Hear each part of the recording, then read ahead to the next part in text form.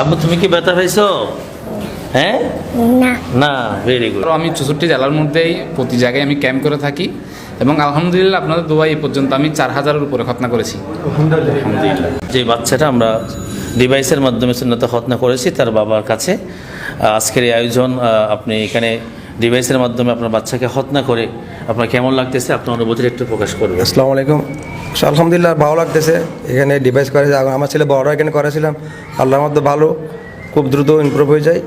আর বাচ্চা শোর আগে নিয়ে আসছে এখানে, ইনশাল্লাহ এখানে খুব ভালো। আশা করি সবাই আসবে এখানে এই খতনা সেন্টারে। ডিভাইস নর্মাল সব দিক দিয়ে মোটামুটি আল্লাহর মতো খুব ভালো আছে। আমার বাচ্চা সুস্থ আছে, এদের দেখতেছে আমরা খেলাধুলা করতেছে। একটু আগে ডিভাইস করা হয়েছে, আল্লাহর মধ্যে এখানে এইভাবে আসছে। আশা করি আরও ভালো থাকবে, দোয়া করবেন সবাই।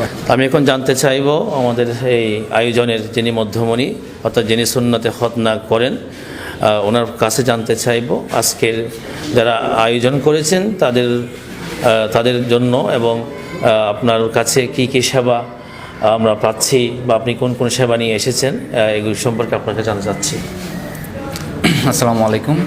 আজকে আমরা এখানে যেটা নর্মাল খতনা সেলাই এবং ব্যান্ডেজ করা হয় এটা, আর একটা হচ্ছে যে বর্তমান সময়ে সবচেয়ে আধুনিক পদ্ধতি একটা অ্যালিসক্লাম ডিভাইস, ওটা দিয়ে আমরা খতনা অলরেডি করছি একটা বাচ্চা। আপনারা দেখতে পাচ্ছেন যে এটার সুবিধা হচ্ছে বর্তমানে আপনার এটা বাচ্চা প্যান্ট করতে পারবে, গোসল করতে পারবে এবং সব কিছু খাবার দাওয়া সব কিছু স্বাভাবিক থাকবে।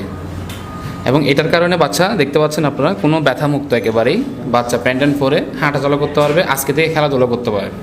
এবং যে সকল বাচ্চারা আপনার স্কুলে পড়ে এরা চাইলে আজকে করে কালকে থেকে স্কুলে চলে যেতে পারবে। এই কাজটা কি আপনি সবসময় করেন নাকি শুধু আজকে এই আয়োজনে?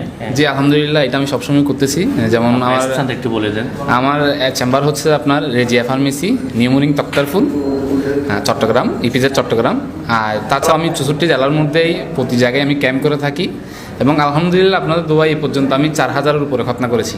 আলহামদুলিল্লাহ। আজকে এমনি সকাল 8টা থেকে শুরু করে 5টা পর্যন্ত আনুমানিক কয়জন খতনা হতে পারে আপনি আশাবাদী? এখানে প্রতি বছর মোটামুটি 30-40 জনের উপরে যাই, তো এবার আশা করতেছি যে হিসাবে দেখতেছি মানুষজন হয়তো 50+ যাবে।